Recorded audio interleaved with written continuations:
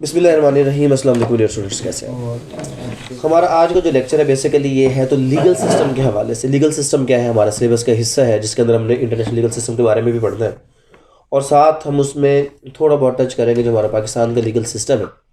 और ख़ास तौर पर जब कोई भी बच्चा LLB में दाखिला लेता है तो सबसे पहले जो भी जब हम मैक्सिमम लोग जो भी LLB खास तौर पर 5 ईयर प्रोग्राम में आ रहे हैं तो पहली चीज़ जो उनके जहन में होती है वो क्या होता है, सर जज बनना है। और जज कैसे बनना है, क्या हम कल ही जज बन जाएंगे?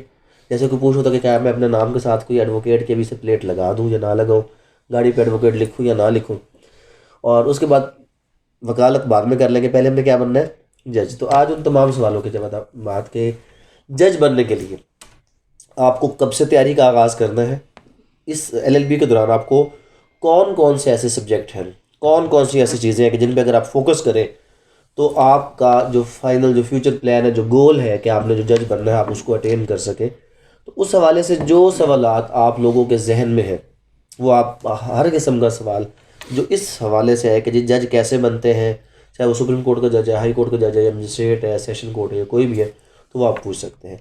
तो स्टार्ट करते हैं आदिल से। जी बेटा, अगर आप इस हवाले से कुछ भी पूछना चाहते हैं तो आप माइक ले लें और मुझे बताएं कि आपका इस हवाले से क्या सवाल है। सर, ये 5 ईयर डिग्री कंप्लीट करने के बाद कितना टाइम रिक्वायर्ड होता है जज बनने के लिए? सबसे पहली बात तो ये एक जहन में रख लें कि जज सिर्फ वकील बन सकता है। जज कौन बन सकता है? वकील। ठीक हो गया। अब वकील मैंने क्यों कहा, मैंने ये नहीं कहा कि LLB करने के बाद कौन बन सकता है, वकील। और वकील कौन बन सकता है? जो कोई भी मुलाजमत ना करता हो। डायरेक्ट जैसे होता है ना, बाज़ को एक बंदा कुछ सर्विस कर रहा होता है और सर्विस के बाद वो NOC वगैरह लेकर किसी और जॉब के लिए अप्लाई कर देता है।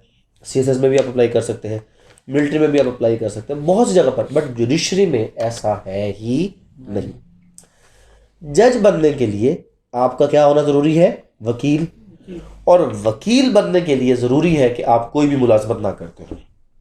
यानी कि अगर आप कोई भी मुलाजमत कर रहे होंगे आप वकील नहीं बनेंगे, और अगर आप वकील नहीं बनेंगे तो जज का रास्ता बंद हो गया। तो अगर आप जज बनना चाहते हैं तो आप LLB कंप्लीट करेंगे, उसके बाद सबसे पहले लाइसेंस लेंगे वकालत का।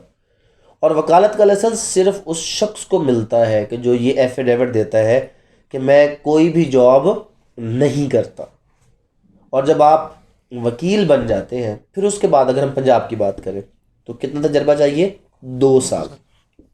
कितना चाहिए? 2 साल। अब देखिए गौर से सुनिए, पहले आपने LLB किया, जैसे ही LLB पूरी करते हैं ना फिर हम एक इंटीमेशन करवाते हैं। क्या करवाते हैं? इत्तला देते हैं बार काउंसिल को, जी मैं वकील बन गया हूँ। तो बार काउंसिल कहते हैं ठीक है जी, लॉ गेट पास करके आप हमारे पास आ जाए। फिर आप लॉ गेट देते हैं, जैसे अभी आपने क्या दिया था, लेट दिया था ना, लॉ एडमिशन टेस्ट LLB में दाखिले के लिए। तो वकील बनने के लिए क्या जरूरी है? Law gate. आप लॉ गेट देंगे, लॉ गेट पास करेंगे तो आपकी सेकंड इंटीमेशन जाएगी, इसमें 6 महीने लगेंगे। कितना अर्सा लगेगा? 6 महीने। और आप लोअर कोर्ट के लाइसेंस होल्डर बन जाएंगे। किस कोर्ट के? लोअर। अब आपको हम जब अदालतें पढ़े तो हमने क्या कहा था, हमारी अदालतें क्या, सुपीरियर और सबॉर्डिनेट। सुपीरियर में क्या है? हाई कोर्ट और सुप्रीम कोर्ट। और सबॉर्डिनेट में क्या है? Session court, magistrate, civil. तो आप जब मैंने कहा सबॉर्डिनेट कोर्ट या लोअर कोर्ट के वकील बनेंगे तो मतलब 6 महीने के बाद आप किसी भी सेशन कोर्ट, किसी भी लोअर कोर्ट में वकील के तौर पर पेश हो सकते हैं। फिर 2 साल की प्रैक्टिस अगर आप पंजाब में हैं। कितने साल की? 2 साल। 2 साल की जब आपकी प्रैक्टिस पूरी होगी तो उसके बाद जो भी इम्तिहान आएगा सिविल जज का, मजिस्ट्रेट का, सिविल जज और मजिस्ट्रेट का इम्तिहान क्या होता है? एक। जहन में रख लें, काम अलग अलग है, इम्तिहान क्या है? एक है। ना सिर्फ इन दोनों का इम्तिहान एक है बल्कि अपॉइंटमेंट भी एक है। ये हो सकता है कि एक जगह पर आप सिविल जज के तौर पर जाए, फिर अगली बार आपको कहीं पर पोस्ट किया जाए तो मजिस्ट्रेट बनाकर भेज दिया जाए। तो सिविल जज और मजिस्ट्रेट, वो इसमें कोई अलग डिफरेंस नहीं कि जी ये सिविल जज इस तरह आएगा, ये मजिस्ट्रेट ना, एक ही पेपर है। उसी में से कुछ लोगों को क्या किया जाता है, सिविल जज की पोस्ट पे, और कुछ को क्या किया जाता है, मजिस्ट्रेट। और आगे फिर फर्दर उसको क्या किया जाता है, चेंज किया जा सकता है। तो पहली चीज़, LLB के बाद आपको कम से कम 2.5 साल, क्योंकि 6 महीने लाइसेंस के और 2 साल आपकी प्रैक्टिस। अब ये थोड़ा सा सूबे पे भी फर्क है। अगर सिंध में चले जाए तो वहाँ पे वो कहते हैं जी लाइसेंस होल्डर होना चाहिए, प्रैक्टिस की शर्त नहीं है। बलूचिस्तान में इस बार 1 साल प्रैक्टिस की शर्त थी, KPK में भी 2 साल थी। तो सूबे पे डिपेंड। और KPK ने ये भी किया था कि अगर कोई बंदा लॉ कि डिग्री होल्डर किसी भी उसमें है, डिग्री होल्डर है और किसी और जॉब में वो है, तो एनओसी लेकर भी वो अप्लाई कर सकता है। लेकिन पंजाब में ऐसी कोई भी चीज़ नहीं है। और जनरली यही फॉलो किया जाता है कि जज बनने के लिए आप सिर्फ क्या होंगे, वकील होंगे तो आप जज बन सकते हैं। तो पहले नंबर पे अगर आपने जज बनने का जहन में ख्याल रखा हुआ तो किसी भी किस्म की कोई और मुलाजमत एलएलबी के बाद आपने, क्योंकि जैसे ही आप मुलाजमत करेंगे आपका लाइसेंस सस्पेंड कर दिया जाएगा, और जब आपका लाइसेंस सस्पेंड हो गया तो आपकी प्रैक्टिस काउंट नहीं होगी। आपकी प्रैक्टिस काउंट नहीं होगी तो उसका मतलब क्या है? इसका मतलब ये है कि आगे फ्यूचर में अगर आप जज के लिए जाते हैं तो कहेंगे नहीं जनाब आपको तो लाइसेंस सस्पेंड हो गया था।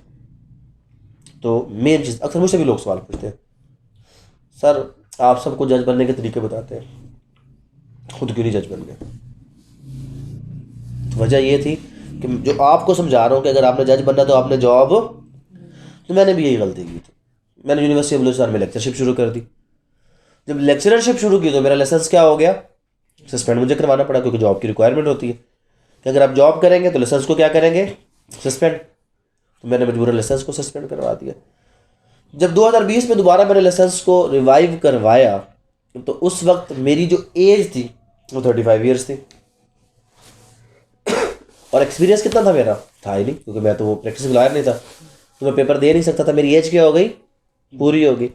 अब अगर मैं सेशन जज की तरफ जाता हूँ, क्या मैं वो जा सकता हूँ? वो भी नहीं जा सकता। उसके लिए 10 साल की प्रैक्टिस रिक्वायर्ड है। कितनी? 10 साल। और जब उसकी मैक्सिमम एज लिमिट कितनी है? 45 साल। तो 10 साल जब मेरे पूरे होते हैं प्रैक्टिस के, तो मेरी एज होती है 44 साल 11 महीने। अगर उस एक महीने में कोई पोस्ट आ गई तो शायद मैं अप्लाई कर सकूँ, वैसे मैं अप्लाई नहीं कर सकता। ये बताने का मकसद क्या है कि एक एक दिन कीमती होता है। अगर आपने अपनी लाइफ में एक एक दिन भी ज़ाया किया होगा, तो जैसे मैं आपको बता रहा हूँ कि ना वहाँ पे ना वहाँ पे, तो ये बहुत ज़्यादा अफेक्ट है।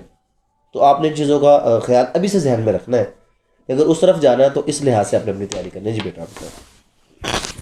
सर सिविल जज के बाद हाई कोर्ट का जज बनने के लिए कितना टाइम रिक्वायर्ड है? अच्छा देखिए, इसमें पहली बात है कि हमारी जो जुडिशरी है ना, इसमें अपॉइंटमेंट के दो तरीके हैं। कितने? दो। एक है डायरेक्ट अपॉइंटमेंट। कौन सी अपॉइंटमेंट? डायरेक्ट। और एक है प्रमोशन। एक क्या है? प्रमोशन। जब सिविल जज बन जाते हैं ना, तो पंजाब में तो शायद ही कोई मिसाल हो कि कोई सिविल जज क्या बने, जाके हाई कोर्ट का जज लगे। शायद ही। वजह क्या है? वजह मैं आपको बताता हूँ। सिविल जज की एज लिमिट होती है 35 साल। आप चलो 30 साल में, अभी आप सब लोग 20 साल की एज में होंगे। 5 साल एलएलबी के कितने हो गए? 25। 28 साल लाइसेंस के कितने हो गए? 27.5 28। उसके बाद पोस्ट आएगी, कम से कम 29-30 साल में आप क्या बनेंगे जाके? सिविल जज, जो बहुत जल्द जल्द बनता है। वो कितने अर्से में बनता है? 29-30 साल। 15 साल उसको प्रमोशन के लिए लगते हैं, सीनियर सिविल जज। सिविल जज प्रमोट होकर क्या बनता है? Senior civil. कितने अर्से बाद? 15 साल। तो कितनी एज होगी? 45 हो गई। फिर कम से कम वो कोई 7-8 साल बाद जाके एडिशनल सेशंस जज बनता है। तो कितनी एज होगी उसकी? 52-53। और फिर 5-6 साल बाद वो सेशंस जज बनता है। तो एज कितनी होगी? 58। 62 पे उसकी क्या है?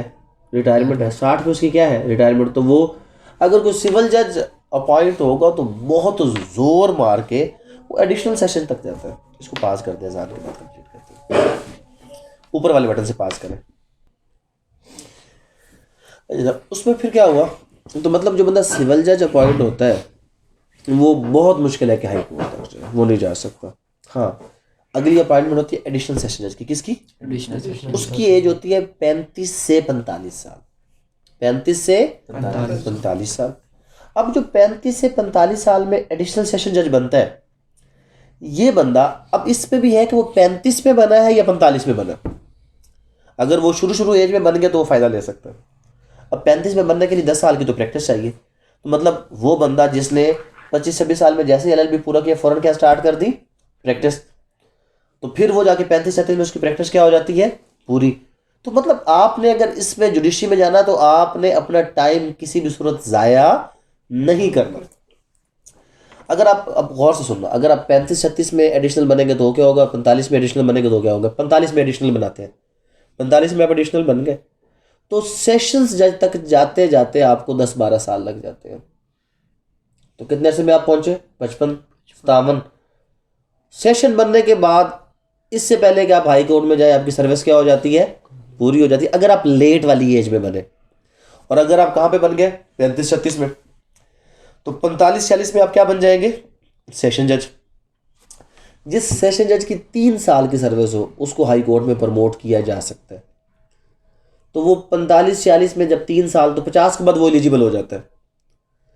तो या तो उसकी वहाँ पे प्रमोशन, या फिर इसमें ये होता है कि 50 के बाद नॉर्मली ये जाके एडिशनल रजिस्ट्रार बना दिए जाते हैं इनको हाई कोर्ट के अंदर। फिर उसके बाद ये रजिस्ट्रार बनते हैं, और रजिस्ट्रार के बाद हाई कोर्ट में इनका जाने के चांस, तो मतलब हाई कोर्ट में जाने का जो प्रमोशन का ज़्यादा चांस है वो किसका, जो शख्स क्या अपॉइंट होगा अर्ली एज पे एडिशनल सेशन जज होगा। और बाकी जो हाई कोर्ट की अपॉइंटमेंट्स होती है वो डायरेक्ट होती है। 45 साल कम अज़ कम अगर आपकी एज होती है, और उस 45 साल एज में आपकी 10 साल हाई कोर्ट की प्रैक्टिस है, और आप एक अच्छे वकील हैं जिसकी रिकमेंडेड रिपोर्टेड जजमेंट बहुत ज़्यादा है, तो डायरेक्ट आपको क्या लगाया जाएगा, हाई कोर्ट का जज। तो हाई कोर्ट के जो डायरेक्ट जज होते हैं इनको सुप्रीम कोर्ट जाने के चांसेस क्या होते हैं, ज़्यादा। वजह क्योंकि ये 45-46 साल में लग जाते हैं, तो ये 5 साल की सर्विस के बाद किधर जा सकते हैं, सुप्रीम कोर्ट में जा सकते हैं। तो हाई कोर्ट के जज बनने का ख्वाब देखना, फिर आपने मजिस्ट्रेट नहीं बनना, फिर आपने क्या बनना है, जाके एडिशनल, वो आगे जा सकता है। मजिस्ट्रेट एडिशनल या सेशन से आगे नहीं जा सकता। सर जी ये मजिस्ट्रेट और सिविल जज को बेनिफिट्स कहते हैं? बेटा कोई इस वक्त अगर हम पंजाब की बात करें 17 ग्रेड होता है, जल्दी 18 में उसको अपग्रेड कर दिया जाता है, बाकी सूबों में 18 ग्रेड होता है। कोई 2 लाख के करीब इनकी सैलरी होती है जो स्टार्टिंग सैलरी होती है, और उसके अलावा गाड़ी है, कुछ अरसे बाद इनको घर वगैरह मिल जाता है। तो फैसिलिटीज़ तो काफ़ी ज़्यादा है। पेमेंट आलमोस्ट तकरीबन अगर हम चारों प्रोविंसेस की बात करें तो 1.5 लाख से लेकर 2 लाख तक स्टार्टिंग पेमेंट होती है। तो अगर प्रमोशन नहीं भी होती तो आपकी पेमेंट एनुअल इंक्रीज जो है वो उसका क्या होता है, वो होता रह जाता है, और उसके मुताबिक आप चलते रह जाते हैं। फिर जो सेशंस जज होता है, जो एडिशनल अपॉइंट होते हैं, इनकी तनख्वाह की 3 लाख होती है। फिर प्रमोशन करते करते ये 7-8 लाख तक एंड पे इनकी तनख्वाह जाती है।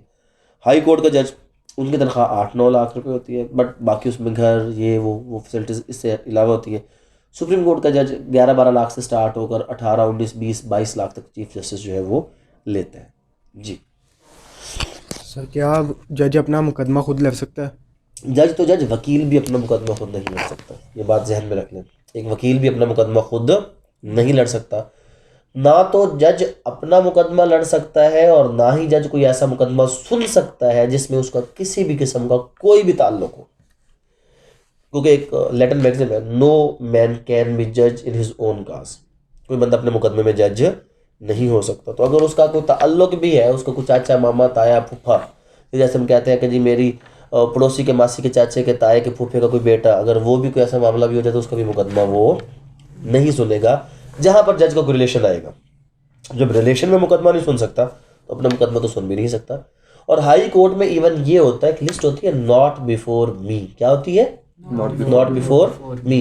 तो जो हाई कोर्ट का जज है, जिस चैम्बर में रहा होता है, जिन वकला के साथ उसकी करीबी वो होती है सारी, तो एक वो लिस्ट देता है कि ये मेरे करीबी हैं, ये वकील मेरे सामने आपने इनका मुकदमा नहीं लगाना कि कहीं मैं इनको फेवर ना दूँ, या लोग ये ना कहें किसने क्या किया, कि ये तो एक ही चैम्बर में थे, इसको फेवर दे दी होगी। तो मतलब इस हद तक है। तो अपने मुकदमे वाली बात तो बिल्कुल है ही नहीं। जी सर मेरा क्वेश्चन है कि अगर कोई जज है, और मतलब सुप्रीम कोर्ट का या कोई भी ऐसा जज है बड़ा, तो अगर वो कोई फैसला गलत करता है या उसको हटाने की बात आती है तो वो किस तरह हटाया जा सकता है? देखिए, जज के खिलाफ कल भी अगर आपको याद हो, शायद इस चीज़ को थोड़ा सा डिस्कस किया था, अगर नहीं किया तो मैं भी आपको बताता हूँ। सुप्रीम जुडिशल काउंसिल क्या है? आर्टिकल 209 है कॉन्स्टिट्यूशन ऑफ पाकिस्तान। अगर कोई भी जज, उसका कोई भी मामला, उसके खिलाफ कोई भी मुकदमा आपने करना है, तो वो आम अदालत में नहीं जाएगा, वो जाएगा सुप्रीम जुडिशल काउंसिल में। कहाँ पर जाएगा?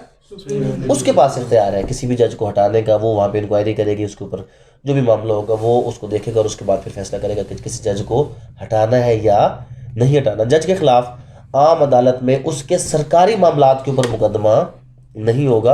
अगर वो पर्सनल एक्ट करता है कहीं पे, कोई लड़ाई झगड़ा, कत्ल, चोरी, डकैती, कुछ भी, उसके खिलाफ फिर मुकदमा होगा। अगर वो ऑफिशियल काम में कोई गलत फैसला सुनाता तो उसके खिलाफ सिर्फ जो सुप्रीम जुडिशल काउंसिल, उसके अलावा आप कहीं और नहीं जा सकते। जी बेटा। सर अगर जज कोई मतलब कि कुछ गलत काम मतलब कि करे कोई इस तरह, तो सर उसका केस फिर कौन लड़ता है? जज का केस वकील ही लड़ते हैं। वकील? जब भी जज की प्रमोशन के केसेस आते हैं तो हम लोग ही लड़ते हैं, वकील ही होते हैं। उसमें कौन सा कोई अलग होता है, चाहे वो ब्यूरोक्रेट है, चाहे कोई पुलिस ऑफिसर है, चाहे कोई भी हो, तो हमेशा जब भी किसी का केस होगा वो खुद भी परसू कर सकते हैं और अपने लिए किसी वकील को भी रख सकते हैं। अक्सर जब प्रमोशन के केसेस होते हैं, जजेस की प्रमोशन के केसेस जब ट्रिब्यूनल्स में चलते हैं, तो कौन उनको फाइट करते हैं? वकील फाइट करते हैं। तो चाहे जो भी होगा उसके लिए भी क्या है, वो इन पर्सन अपनी वकालत तो नहीं कर रहा होता, बट अपनी ज़ात के लिए कोई भी शख्स पेश हो सकता है, तो वो अपनी ज़ात को वो खुद भी डिफेंड कर सकते हैं। अगर वो थ्रू वकील करवाना चाहे तो थ्रू वकील भी हो सकता है, क्यों नहीं हो सकता? जी बेटा। अच्छा सर, अभी आपने कहा कि जज बनने के लिए पहले 2 साल की प्रैक्टिस रिक्वायर्ड होती है। क्या इसमें कोई केसेस भी है जिनकी तादाद जितनी हो? देखिए, जब हम मजिस्ट्रेट की बात करते हैं, सिविल जज की बात करते हैं, कोई नंबर ऑफ केस रिक्वायर्ड नहीं है, क्योंकि इनफैक्ट जो हमारे यहाँ 2 साल की प्रैक्टिस का मतलब लिया जाता है वो सिर्फ ये लिया जाता है कि आपका लाइसेंस 2 साल पुराना होना चाहिए। वैसे 2 साल की प्रैक्टिस का मतलब तो ये बनता था कि आप अदालतों में गए हों, केस आपने किए हों, उसकी कोई आप लिस्ट दें, लेकिन एक्चुअली ऐसा कुछ भी नहीं है। क्या मतलब है 2 साल की प्रैक्टिस का? कि आपका लाइसेंस 2 साल, चाहे आप 2 साल लाइसेंस लेकर घर में बैठे रह गए, बट लाइसेंस लेके घर में भी बैठे रह गए, 2 साल पुराना हो गया, तो आपकी प्रैक्टिस कितनी हो गई है? 2 साल। तो कोई केस रिक्वायर्ड नहीं है। जी बेटा, आपने जज नहीं बनना। क्वेश्चन क्लियर हो गया जो है। पूछे बेटा। सर, हाई कोर्ट का डायरेक्ट जज बनने के लिए रिक्वायरमेंट क्या होती है? हाई कोर्ट का डायरेक्ट जज बनने के लिए constitution of Pakistan, supreme court के भी डायरेक्ट जज बन सकते हैं। हाई कोर्ट के जज के लिए 45 साल एज होती है। 10 साल की हाई कोर्ट की प्रैक्टिस अगर आपकी है। सेशन जज के लिए क्या था, उसके लिए भी 10 साल थी, लेकिन वो लोअर कोर्ट की मिला के 10 साल की। इसमें सिर्फ किसकी है? High court. तो हाई कोर्ट का वकील आप कब बनते हैं कि पहले 6 महीने वैसे लग गए, फिर 2 साल आपके लोअर कोर्ट की प्रैक्टिस, फिर आपको हाई कोर्ट का लाइसेंस मिलता है। तो हाई कोर्ट का लाइसेंस कितने अर्से के बाद मिलता है? कम से कम 2.5 साल के बाद। उसके बाद कितनी प्रैक्टिस होनी चाहिए आपकी? 10 साल। तो सर ये इंक्वायरी वगैरह करते हैं कि नहीं, किस चीज़ के हवाले से? मतलब प्रैक्टिस के हवाले से? नहीं, उसमें ये होता है नॉर्मली जब इंटरव्यू वगैरह की बात आती है ना, क्योंकि इंटरव्यू जब लोग ले रहे होते हैं वो सारे वहीं के होते हैं, वहाँ पर आपसे जो सवाल किए जाते हैं वो ऐसे ही होते हैं कि अगर आप प्रैक्टिस करते हैं तो बड़े आराम से उनको पता चल जाता है कि ये बंदा प्रैक्टिस करता है कि नहीं करता। इसी तरह जो आपके पेपर्स आते हैं वो भी प्रैक्टिकल पेपर्स आते हैं, तो जो बंदा प्रैक्टिस करता होता है वो आसानी से, तो इस चीज़ को वो इंटरव्यू में देख रहे होता है कि ये बंदा, क्योंकि अगर आप प्रैक्टिस करते हैं, आपने लिखा जी मैं हाई कोर्ट का वकील हूँ, 2 साल से प्रैक्टिस कर रहा हूँ, तो वो देखते हैं कि हाई कोर्ट में 2 साल से इसको हमने देखा भी है कि नहीं देखा, तो पता चल जाता है कि प्रैक्टिसिंग लॉयर है या। तो वहाँ पे अगर आप प्रैक्टिस नहीं करते तो और वैसे भी अगर आप प्रैक्टिस करते हैं तो आपकी बात करने का तरीका, आपका चीज़ों को देखने का तरीका अलग होता है, और अगर आप नहीं कर रहे तो आपका तरीकाकार अलग होता है। तो वहाँ से पता ज़रूर चल जाता है कि ये प्रैक्टिस करता है कि नहीं करता। जो सवाल आते हैं वो उसी किस्म के आता है कि जहाँ से आपकी प्रैक्टिस के बारे में पता चल जाए। अदरवाइज हाई कोर्ट का जज बनने के लिए पहली रिक्वायरमेंट क्या है? 45 साल एज। कितनी एज? और 10 साल हाई कोर्ट की आपकी क्या हो? प्रैक्टिस हो। या फिर आप कोई भी जुडिशल ऑफिस, जैसे ये प्रोसिक्यूटर या अटॉर्नी जनरल या कोई भी एडवोकेट जनरल, वो आपने कितना सा गुजारा हो? 10 साल उसमें गुजारा हो, साउंड माइंड हो, फिजिकली फिट हो, तो वो जज बन सकता है। मुस्लिम नॉन मुस्लिम की शर्त नहीं है। अगर मुस्लिम नॉन मुस्लिम की शर्त होती तो राणा भगवान दास का नाम आप कभी भी ना सुनते, मुकेश कोहली का नाम ना सुनते। क्यों सुना? क्योंकि मुस्लिम और नॉन मुस्लिम की शर्त नहीं है। 45 साल, 10 साल की practice, citizen of Pakistan, mentally और फिजिकली फिट, तो आप क्या बन सकते हैं? हाई कोर्ट के जज। और सुप्रीम कोर्ट के लिए 15 साल की प्रैक्टिस चाहिए होती है। जी बेटा। सर, ये सुप्रीम कोर्ट का जज बनने के लिए क्या रिक्वायरमेंट्स है? और जो बाकी सब कुछ सेम है, सिर्फ 15 साल प्रैक्टिस चाहिए। हाई और कोर्ट जो के लिए। जस्टिस होते हैं, सारे सुप्रीम कोर्ट के वकील जस्टिस होते हैं कि इनकी रैंक होता है? देखिए, हर जगह पर क्या है कि एक तो बंदा आला होता ही होता है। जैसे आप सेशन कोर्ट में भी चले जाए ना, तो सारे एडिशनल सेशन जज होते हैं और एक फुल सेशन जज होता है। क्या होता है? यहाँ पे फ़र्क ये होता है, जो एडिशनल होते हैं वो ग्रेड 21 के होते हैं, जो ग्रेड 20 के होते हैं, जो फुल होता है वो 21 ग्रेड का होता है। जुडिशल पावर बराबर होती है, फैसले दोनों एक जैसे सुनाते हैं, सजाएं दोनों एक जैसे सुनाते हैं, लेकिन एग्जीक्यूटिव पावर किसकी ज़्यादा है? फुल सेशन जज की। उसको फुल नहीं कहते, उसको क्या कहते हैं? सेशन जज कहते हैं। जो इजाफी है उसको क्या कहते हैं? एडिशनल सेशंस जज। इसी तरह हाई कोर्ट में चले जाए, सारे जस्टिस होंगे और जो सीनियर मोस्ट होगा वो उसका क्या होगा? Chief justice. सुप्रीम कोर्ट में चले जाए, सारे जस्टिस होंगे और जो सीनियर मोस्ट होगा वो क्या होगा? Chief justice. तो वहाँ पे भी सारे जज जस्टिस और जो सीनियर मोस्ट वो क्या है? वो चीफ जस्टिस। और सर, जो चीफ जस्टिस होता है इसकी क्या ड्यूरेशन होती है बनने की? या जो सीनियर मोस्ट, अब देखें बनेगा कौन, फिर वही बात आ जाएगी। सीनियर मोस्ट कौन होगा? जिसकी सर्विस क्या होगी? ज़्यादा। और ज़्यादा सर्विस किसकी होगी? जो कम उम्र में क्या बनेगा? जस्टिस बनेगा। अब एक बंदा जस्टिस बन गया 45 साल में हाई कोर्ट का, और एक बन गया 55 साल में। कितने साल में? टोटल 62 साल एज है हाई कोर्ट के जज के लिए रिटायरमेंट की। तो 55 साल वाला कितनी सर्विस कर सकता है मैक्सिमम? 7 साल। और जो 45-46 साल में बना वो कितनी कर सकता है? 16-17 साल। तो तकरीबन 12-13 साल जिसकी हाई कोर्ट के जज के तौर पे सर्विस हो वो सीनियर मोस्ट की लिस्ट में आता है। तो मतलब जो 55 साल 52 साल के बाद बनेंगे वो कभी भी चीफ जस्टिस बन सकते ही नहीं। जो 50 साल से क्या बनेंगे, नीचे नीचे बनेंगे, वो जाकर 60-61 साल में क्या हो जाएंगे? सीनियर। और अगर कोई बंदा पूरे 45 साल पे जज लग जाए तो वो पूरे 56-57 साल में क्या हो जाएगा? सीनियर मोस्ट हो जाएगा। अब जब सीनियर मोस्ट होगा तो वो कितने अर्से के लिए चीफ जस्टिस रह सकता है? वो तो 5 साल के लिए रह सकता है। तो फिर किसी को 5 साल चीफ जस्टिस नहीं रखते, तो उसको क्या किया जाता है? 1-2 साल वो चीफ जस्टिस रहता है, फिर उसको सुप्रीम कोर्ट में भेज दिया जाता है। तो वहाँ पे उसकी एज 62 से क्या हो जाती है? 65। अब सुप्रीम कोर्ट में भी ऐसे है। सुप्रीम कोर्ट में इस वक्त जो सीनियोरिटी लिस्ट चल रही है, जिसकी कोई 12-13 साल सर्विस होगी वो क्या बनेगा? Chief justice of supreme court. और वो उस वक्त तक सुप्रीम कोर्ट का चीफ जस्टिस रहेगा जब तक उसके साल पूरे ना हो जाए, 65 साल। अगर इस दौरान कोई और बंदा आता है और वो 65 साल पूरे करता है तो वो रिटायर होता जाएगा। इसी तरह अब अगले चीफ जस्टिस कौन है? काजी फायज ईसा। तो 13 साल के करीब उनकी सुप्रीम कोर्ट की क्या है? सर्विस। तो मतलब कम से कम 12-13 साल की सर्विस। तो 12-13 साल की सर्विस किसकी होगी? जो जल्द अज जल्द कम उम्र में क्या बनेगा? जज बनेगा।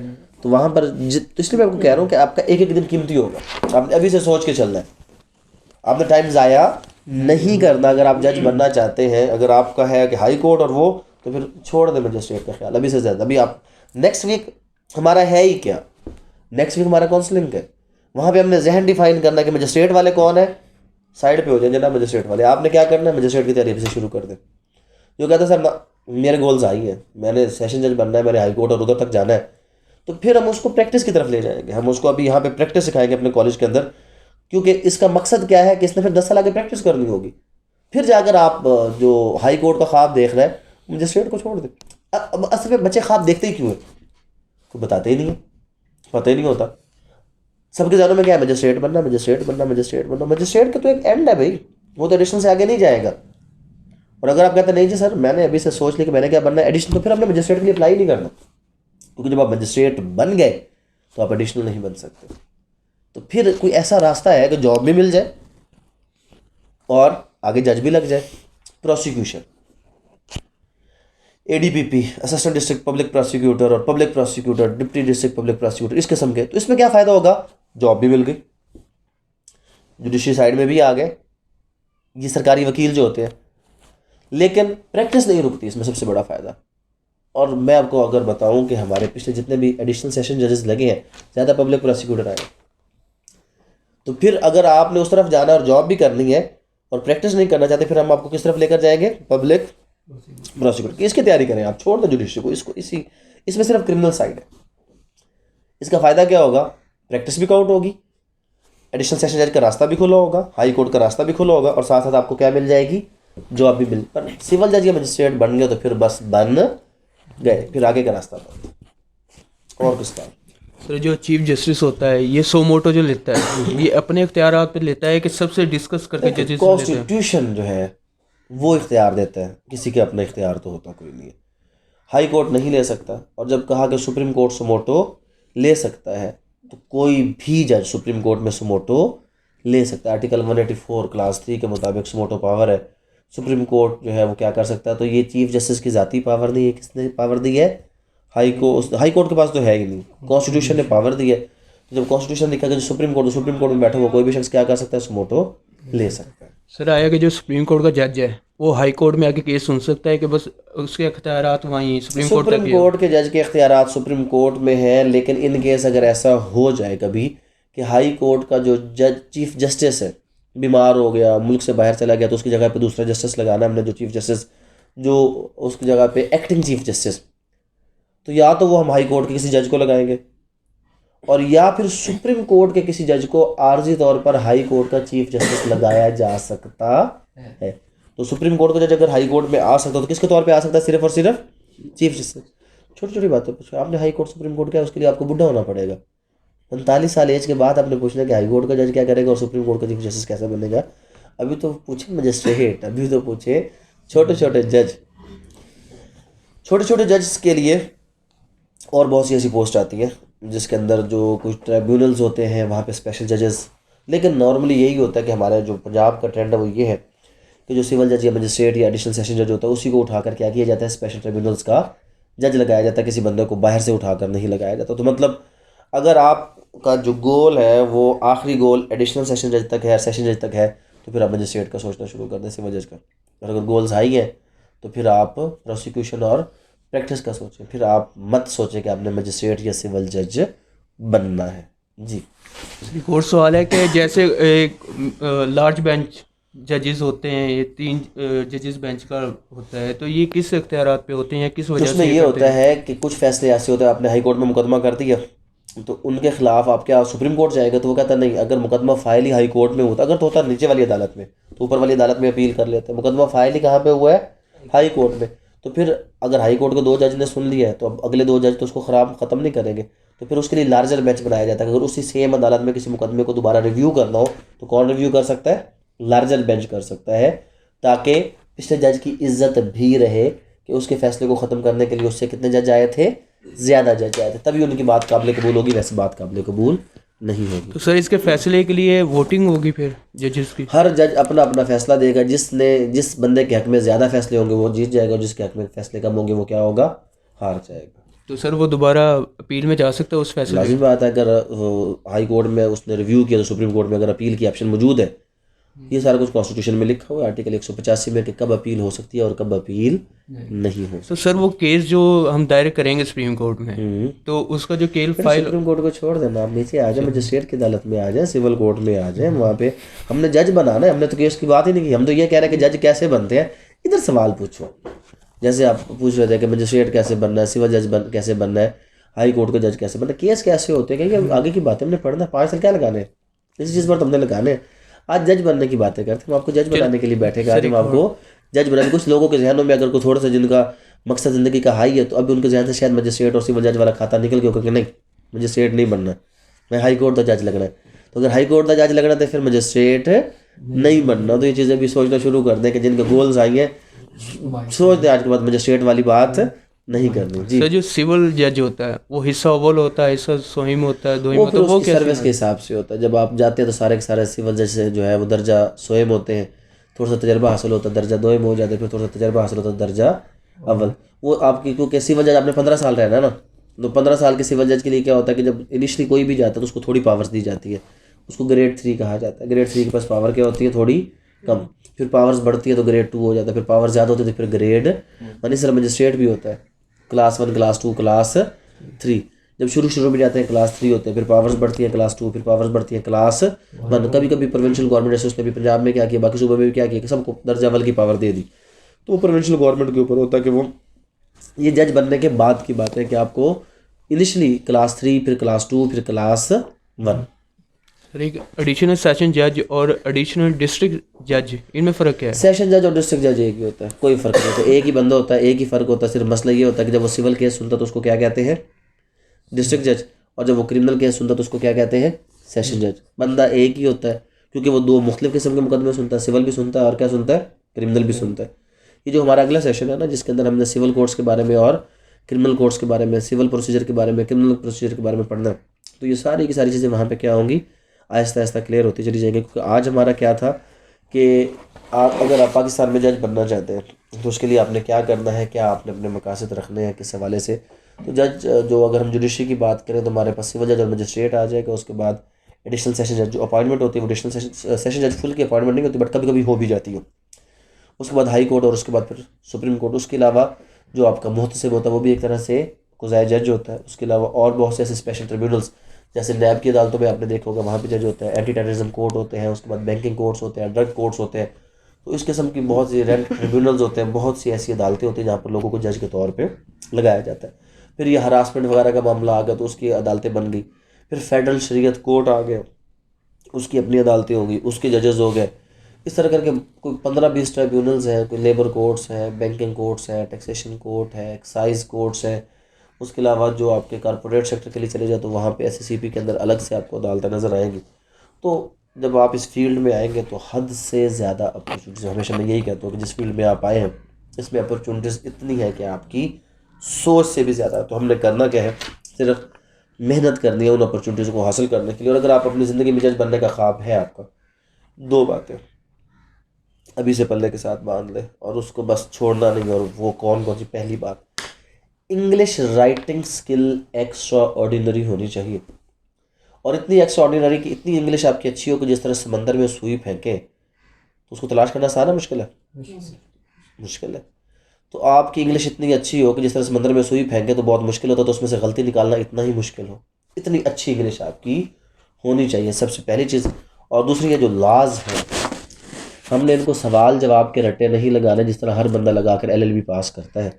अगर आपने जज बनना है तो ये, इसलिए मैं अभी आपको शुरू से क्यों लेकर चल रहा हूँ, लोग 5 साल के बाद आपको लेकर चलेंगे, ये बाद में टाइम नहीं होगा पढ़ने का। अभी हमारे पास कितना टाइम है? पूरे 5 साल। बहुत बड़ा टाइम है कि जिन 5 सालों के अंदर हम ये सारी चीज़ें क्या कर सकते हैं, कर सकते हैं। तो लिहाजा हमने क्या करना कि 5 साल हमने ज़ाया नहीं करने, इन 5 सालों को हमने लेकर चलना है। और 2 चीज़ें, इंग्लिश और लॉ। ये लॉ ये है जो इस किताब के अंदर लिखो, जो बेयर एक्ट है। लॉ वो नहीं है जो हमें इम्तिहान के लिए पढ़ना, वो तो 10-15 सवाल पढ़ेंगे हो जाएगा। जिसको डिग्री चाहिए वो 10-15 सवाल करे, उसको ज़रूरत ही कोई नहीं है। लेकिन जिसने ज़िंदगी बनानी है, हमारा मकसद, मैं हमेशा ये कहता हूँ कि हमारा मकसद कागज़ के टुकड़े देना नहीं है। आप लोगों को क्या बनाना है? इंशाल्लाह ज़िंदगी बनाना है। फ्यूचर गोल्स आपके सेट करने हैं। तो फ्यूचर गोल्स सेट करने के लिए, ज़िंदगी बनाने के लिए हमें क्या चाहिए? उसके लिए हमने किसके ऊपर फोकस करना है? हमने स्टैचूट बुक्स के ऊपर फोकस करना है, हमने लॉ बुक्स के ऊपर फोकस करना है। और अपनी जो इंग्लिश राइटिंग स्किल है इसको अगर बेहतर बनाएंगे तो हमारे मामला क्या होंगे? इंशाल्लाह आसान हो जाएंगे। और मेरे ख्याल में अगर कुछ सवाल कोई पूछना चाहता है आपके अलावा, 1-1, 2-2 सवाल पूछा करें, सबको मौका मिले ताकि सब लोग इसमें, हम कोई और किसी भी क्वेश्चन है?